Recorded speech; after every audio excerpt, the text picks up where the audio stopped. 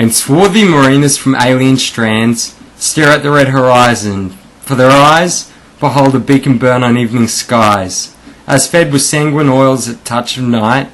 Forth from that pharos-flame a radiance flies, to spill in vinous gleams on ruddy decks, and overside when leap the startled waves, and crimson bubbles rise from battle wrecks. Unresting hydras wrought of light, dip to the ocean's phosphorescent caves. So fancy's carvel seeks an isle afar, led by the scorpion's rubescent star, until in templed zone she smiles to see black incense glow and scarlet-bellied snakes sway to the tawny flutes of sorcery. Their priestesses in purple robes hold each a sultry garnet to the sea-linkt sun, or, just before the coloured morning shakes, a splendor on the ruby-sanded beach. Cry unto Beetlejuice, a mystic word, but fancy, amorous of evening, takes her flight to groves whence lustrous rivers run, through hyacinth the minster wall to gird, where, in the hushed cathedral's jewelled gloom, her faith return, and as her senses fume, she kneels in solemn quietude, to mark the suppliant day from gorgeous orioles float, and altar lamps immure the deathless spark, till, all her dreams made rich with fervent hues, she goes to watch beside a lurid moat the kingdoms of the afterglow suffuse. A sentinel mountain stationed toward the night, whose broken tombs betray their ghastly trust, till bloodshot gems stare up like eyes of lust, and now she knows that a gate portal's bright, how Circe and her poisons have a home, carved in one ruby that a titan lost, where icy filters brim with scarlet foam, mid hiss of oils and burnage cauldrons tossed, while thickly from her prey his life-tide drips, in turbid dyes that tinge her tortured dome, as craftily she gleans her deadly dews, with driving spells not Pluto's queen can use, or listens to her victim's moan, and sips her darkest wine, and smiles with wicked lips, nor comes a god with any power to break the red alembics whence her gleaming broths obscenely fume as aspirata froths, to lethal mists whose writhing vapours make dim augury, till shapes of men that were, point, weeping,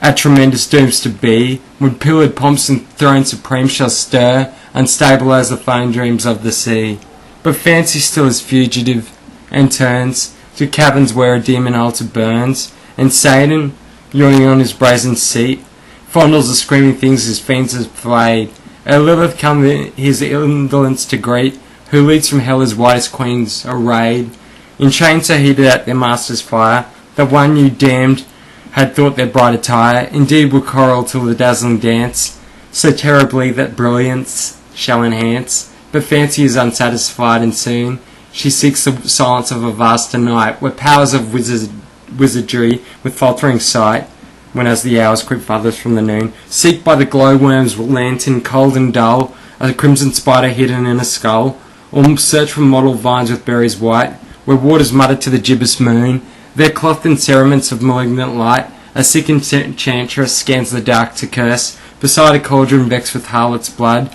the stars of that red sign which spells her doom. Then fancy cleaves the palmy skies of verse to sunset barriers, by the Ganges flood she sees in a dim temple shiver loom, envisioned with monstrous ruby glare, on distant twilight where the burning gourd is lit with glaring pyres that seem the eyes of her abhorrent dragon worms that bear the pestilence by death in darkness wrought. So fancy's wings forsake the Asian skies, and now her heart is curious of halls, in which dead Merlin's prowling ape hath spilt a vile squat whose scarlet venom crawls, to ciphers bright and terrible that tell the sins of demons and the enchanted guilt, the breeze of phantom at whose cry the owl, malignly mute above the midnight well, is dolorous, and Hecate lifts her cow, the mutter swift the minatory rune, and ere the tomb thrown echoings have ceased, the blue-eyed vampire sated at her feast, smiles bloodily against the leprous moon. But evening now is come, and fancy folds her splendid plumes nor any longer holds adventurous quests o'er stained lands and seas, fled to a star by the sunset leas, o'er onyx waters still by gorgeous oils, that toward the twilight reach and blazing coils. And I, albeit Merlin sage hath said, a viper lurketh in ye wine cup red. Drink, gaze pensively upon the way she went, drink at her font, and smile as one content.